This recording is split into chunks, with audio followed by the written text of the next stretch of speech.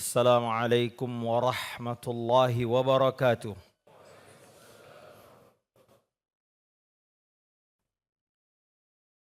Innal hamdalillah nahmaduhu wa nasta'inuhu wa na'udzu billahi min shururi anfusina wa min sayyiati a'malina. May yahdihillahu fala mudilla lahu wa may yudlil fala hadiya lahu. Asyhadu an la ilaha illallah wahdahu la syarika lahu wa asyhadu anna Muhammadan abduhu wa rasuluh.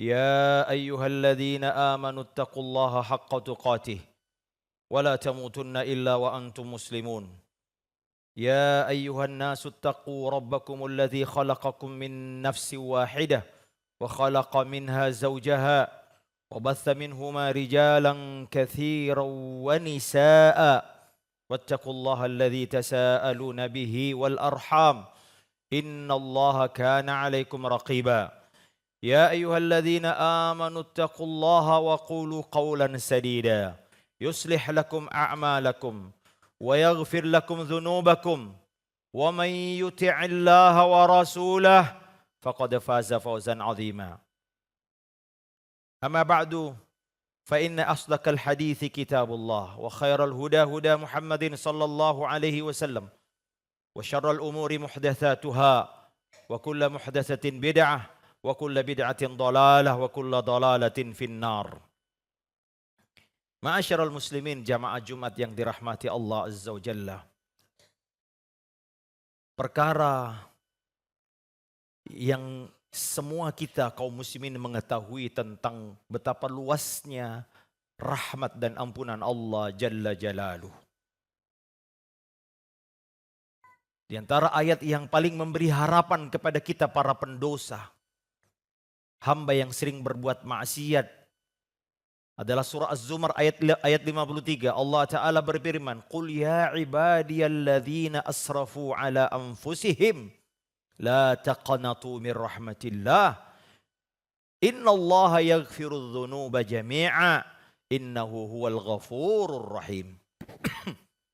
Allah Ta'ala berfirman, katakan wahai hamba-hambaku yang melampaui batas dalam dosa dan maksiatnya, jangan kalian berputus asa dari rahmat ampunanku. Sesungguhnya Allah Ta'ala mengampuni semua dosa. Sesungguhnya Allah Ta'ala Maha Pengampun dan Maha Penyayang. Namun demikian ikhwani a'azzani Allah wa iyyakum, setan datang dalam bentuk membuat kita terpedaya dengan rahmat dan luasnya ampunan ini. Inilah yang diperingatkan Ibnu Qayyim rahimahullah dalam kitabnya Ad-Da' wad-Dawa. Beliau mengatakan wa katsirun minal juhal i'tamadu ala rahmatihi wa 'afwihi wa karamihi. Sebagian orang-orang jahil mereka menyangka dan mereka bersandar atas perbuatan dosa maksiat yang mereka terus menerus. Mereka bersandar kepada ampunannya, rahmatnya, pemaafannya. Mereka lupa bahwasanya rahmat dan ampunan Allah Azza wa Jalla diturunkan bagi orang-orang yang betul-betul tulus ingin bertaubat dan kembali kepada Allah Azza wa Jalla. Para ulama mengatakan ayat ini arja'u ayatin fi kitabillah. Ayat yang paling memberi harapan bagi kita. Bagi semua hamba-hamba yang pernah berbuat dosa dan maksiat. Kalau dia baca ayat ini, dia akan kembali berharap diampuni Allah Azza wa Jalla. Bagaimana tidak? Allah Ta'ala menyebut, ya ibadi wahai hamba-hambaku. Kemudian yang disebutkan, alladzina asrafu ala anfusihim. Yang berlebih-lebihan berbuat dosa. Kemudian la taqnu, larangan, jangan putus asa dari ampunanku.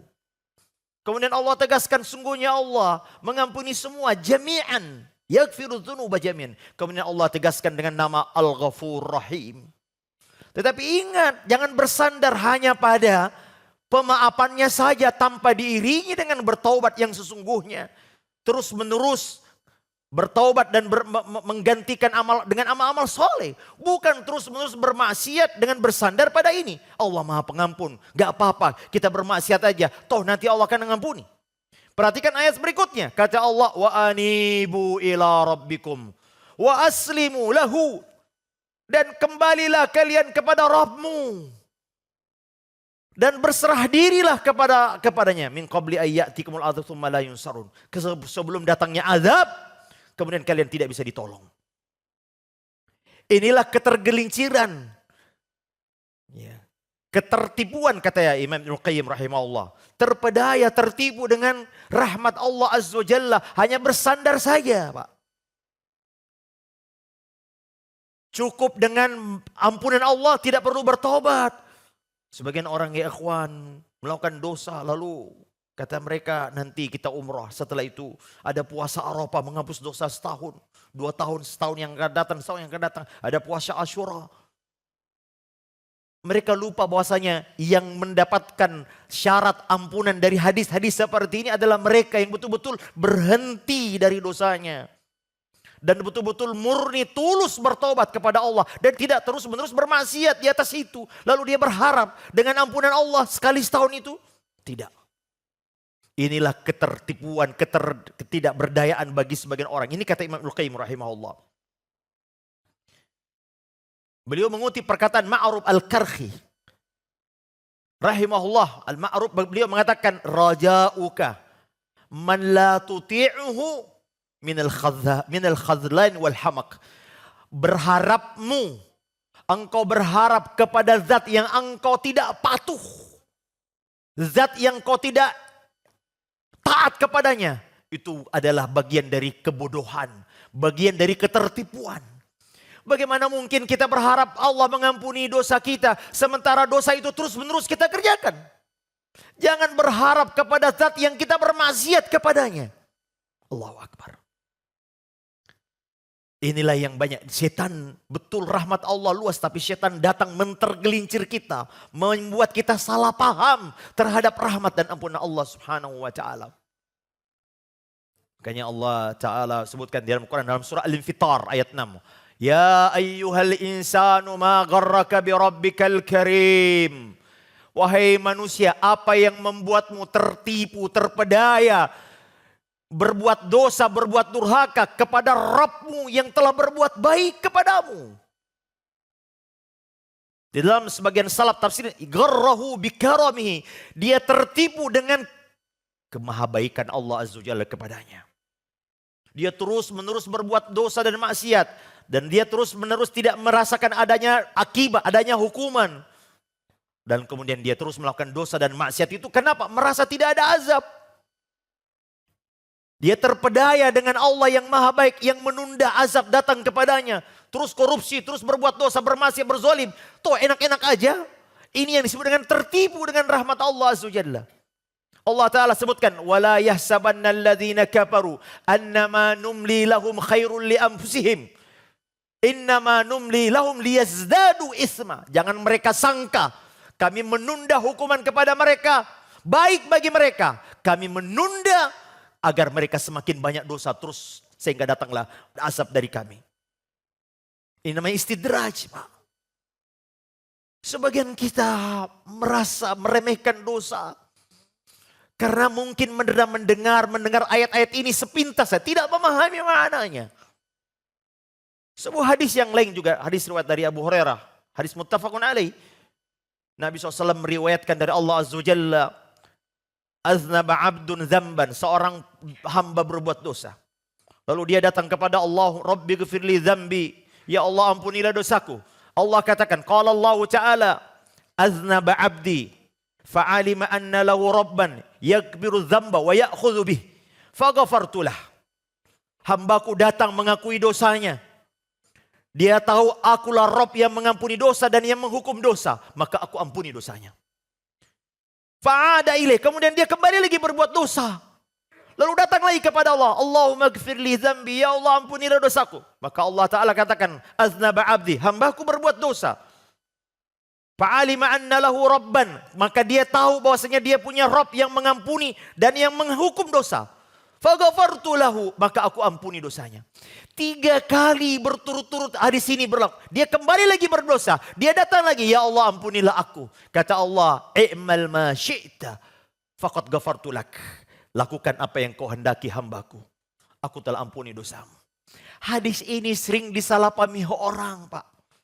Hadis ini bukan untuk izin terus-menerus bermaksiat. Hadis ini adalah hadis yang harus dipahami adalah ajakan untuk bertaubat kepada Allah Azza wa Jalla. Perhatikan baik-baik hadis itu. Orang ini betul-betul tulus bertaubat. Allah katakan alimah, dia tahu, dia mengerti bahwa Robnya lah yang mengampuni dosa. Robnya lah yang menghukumnya. Dia tulus bertobat. Kemudian setelah itu dia berbuat dosa lagi. Tapi syaratnya dia ketulusan bertobat. Bukan sekedar hanya bertobat berkali-kali tanpa ada rasa tulus. Tidak ada tobatan nasuha. Hadis ini sekali lagi bukan izin untuk terus berbuat dosa.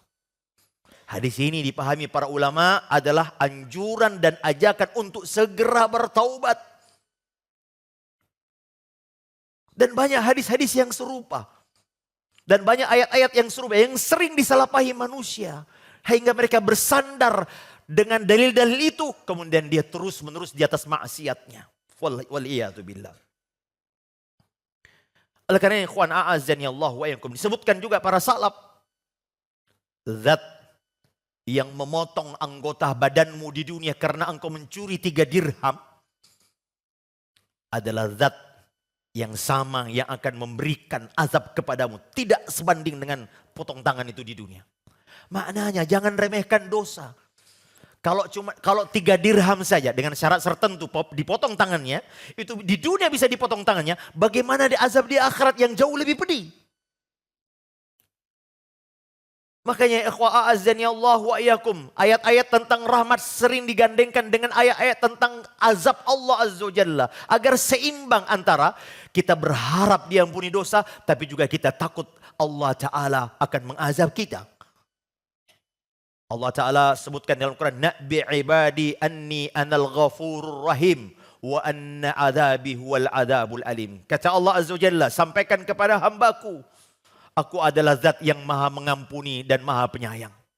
Tetapi kata Allah, wa anna adzabi, tetapi azabku adalah azab yang pedih. Perhatikan ayat surah Az-Zumar tadi, Allah Ta'ala menyebut luasnya ampunannya. Tapi ayat berikutnya, Allah suruh kita bertaubat, Pak. Bukan sekedar bersandar. Bersandar hanya kepada maafnya Allah tanpa diiringi dengan taubat yang nasuha, diiringi dengan amal soleh. Orang Yahudi dan Nasrani saling mengklaim, wa qalu la yadkhulul jannata illa man kana hudan aw nasara. Orang Yahudi saling mengklaim tidak ada yang masuk surga kecuali kami Yahudi. Nasrani tidak mau kalah. Oh tidak ada yang masuk surga kecuali kami orang Nasrani. Kata Allah Azza wa Jalla, tilka amaniyuhum, itu hanya angan-angan. Qul hatu burhanakum in kuntum shadiq. Katakan Muhammad, mana buktinya kalian mengklaim surga? Maka Allah jawab, bala, tidak. Man aslama wajhahu lillah wa huwa muhsinun falahu ajruhu 'inda rabbih wala khaufun 'alaihim wala hum yahzanun. Kata Allah, tidak, bukan begitu. Surga itu bukan klaim semata-mata. Tetapi man aslama siapa yang menyerahkan wajahnya kepada Allah, ini bertauhid, beriman dan beramal soleh, maka baginya pahala di sisi Allah Azza wa Jalla, tidak akan sedih dan tidak akan takut di hari kiamat kelak nanti. Maka ikhwa a'azzani Allah wa iyyakum, bukan hanya mengklaim kita Allah Maha Rahmat, tapi tidak diiringi dengan iman dan amal soleh, tidak ada gunanya. Lihat Nabi SAW pernah melewati suatu kuburan. Lalu Nabi SAW mengatakan, innahuma la yu'adzibani wa ma yu'adzibani fi kabir. Sesungguhnya 2 penghuni kuburan ini diazab, dan ia tidak diazab dalam suatu perkara yang besar menurut pandangan dia ya. Ternyata apa yang 2 perkara itu yang dianggap remeh oleh orang yang ketika di dunia, yaitu apa? La yastanzihu minal baul, dia tidak memperhatikan istinjanya, cebok. Ketika dia buang air, dia tidak menyempurnakan, dia tidak sempurna menghilangkan najis dari tubuhnya. Wa yamshi 'alan namimah, dan dia berjalan di muka bumi dengan mengadu domba manusia. Perhatikan kalimat Nabi mengatakan la wa ma yu'adzibani fi kabir. Dia tidak diazab dalam perkara besar menurut orang ini.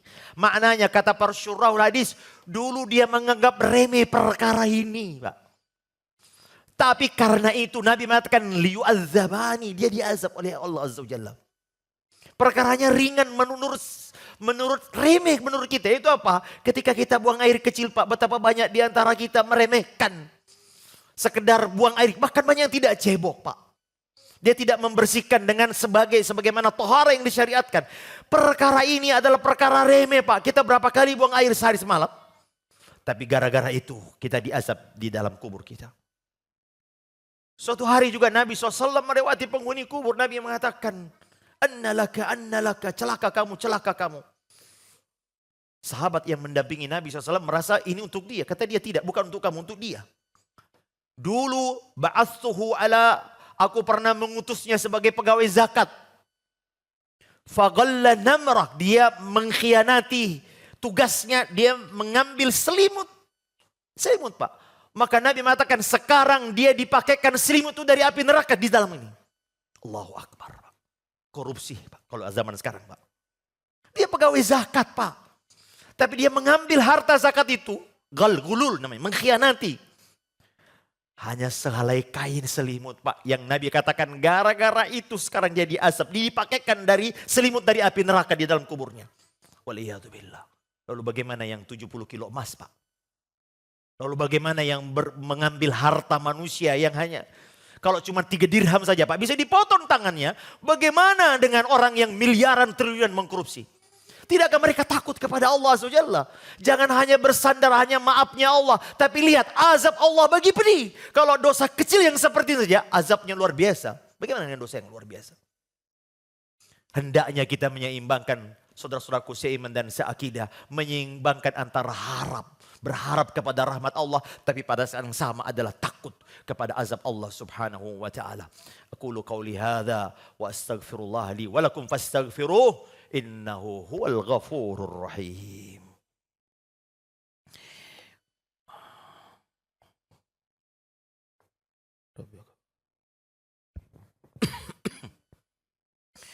Alhamdulillahi ala ihsanih wa syukru lahu ala taufiqihi wa amtinanih.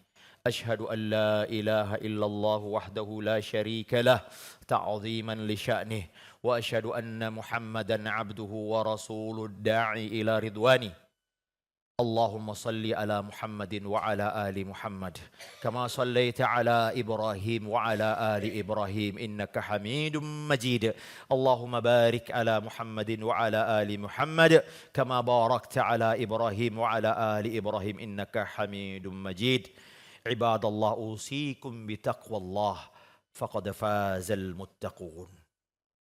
Menutup khutbah Jumat ini saudaraku, saya ingin mengutip suatu hadis Nabi SAW dari sahabat Anas bin Malik radhiyallahu ta'ala an. Nabi SAW pernah dakhalan Nabi SAW ala syabin hadaral maut. Masuk mengunjungi seorang pemuda yang sedang menghadapi kematian. Lalu Nabi tanya, kaifa tajiduka, bagaimana keadaanmu wahai pemuda? Kata pemuda ini, wallahi ya Rasulullah inni arjullaha wa akhafu dhunubi. Demi Allah ya Rasulullah, hari ini dalam keadaan seperti ini menjelang kematian beliau mengatakan, aku berharap rahmat dan ampunan Allah. Tetapi juga aku takut akan azab Allah Subhanahu wa ta'ala. Kata Nabi SAW, ma yajtami'ani fi qalbi abdin bimithli hadzal mautin, tidaklah dua hal keadaan ini berkumpul di waktu seperti ini, waktu sakaratul maut, yaitu berkumpulnya dua keadaan, berharap rahmat Allah Azza wa Jalla, dan pada saat yang sama dia mengkhawatirkan, takut akan azab Allah Azza wa Jalla. Kata Nabi, illa a'tahu Allahu ma yarju wa amanahu mimma yakhafu. Kecuali Allah Ta'ala akan memberikan apa yang dia harapkan, yaitu berharap rahmat dan ampunan Allah. Dan Allah Ta'ala memberikan keamanan dari apa yang dia takutkan kepada Allah Azza wa Jalla. Lihatlah ikhwan, pemuda ini menggabungkan dua sikap ini. Namun yang sering terjadi ikhwan, kata Imam Ibnu Qayyim dalam kitabnya Ad-Dawa Dawa, kebanyakan kita ini orang-orang jahil. Mereka salah memahami rahmat dan ampunan Allah. Setan datang dalam dua ekstrim Pak. Membuat kita terlalu ekstrim berharap. Dan juga terlalu ekstrim merasa takut. Sehingga dua sifat ini menjauhkan kita dari Allah Azza wa Jalla. Terlalu ekstrim berharap membuat kita, kata Allah, apa aminu makrallah Wala ya'manu makrallahi illal qaumul khasirun. Apakah mereka merasa aman dari azab? Tidak ada orang yang merasa aman dari azab kecuali orang yang rugi. Tapi pada saat yang sama terlalu ekstrim juga membuat kita tak berputus asa dari rahmat Allah. Oleh karena itu ikhwan, sikap yang benar adalah menyikapi semua nas-nas tentang rahmat Allah dengan benar, Pak. Salat berjamaah. Bagaimana kita mau diampuni dosa kepada Allah Azza wa Jalla kalau kita tidak pernah taat? Tadi Ma'ruf Al-Khalqi mengatakan, rahmatmu, harapanmu kepada zat yang kau tidak taat adalah kebodohan. Bagaimana kita berharap kepada zat yang kita ingkari, kita tidak taat kepadanya. Oleh karena ikhwan a'azani Allah wa iyyakum, semoga Allah Ta'ala mengumpulkan dua sikap ini. Kata Allah Azza wa Jalla, "Faman kana yarju liqa'a rabbih falyamal amalan salihah wala yusyrik bi'ibadati rabbih ahada." Siapa yang berharap bertemu dengan Allah Azza wa Jalla di hari kiamat, masuk surganya, maka kata Allah, "Falyamal amalan salih." Hendaklah dia beramal saleh dan tidak menyekutukan Allah dalam ibadah dengan sesuatu apapun. Alhamdulillahi rabbil alamin. Allahumma salli ala Muhammadin. Allahumma ighfir lil mu'minin wal mu'minat wal muslimin wal muslimat al ahya'i minhum wal amwat. Innaka sami'un qaribun mujibud da'wat. Wa ya qadiyal hajat. Rabbana atina fid dunya hasanah wa fil akhirati hasanah wa qina adzaban nar. Wa sallallahu ala nabiyyina wa ala alihi wa sahbihi wa sallam. Wa akhiru da'wana anil hamdulillahi rabbil alamin. Salah.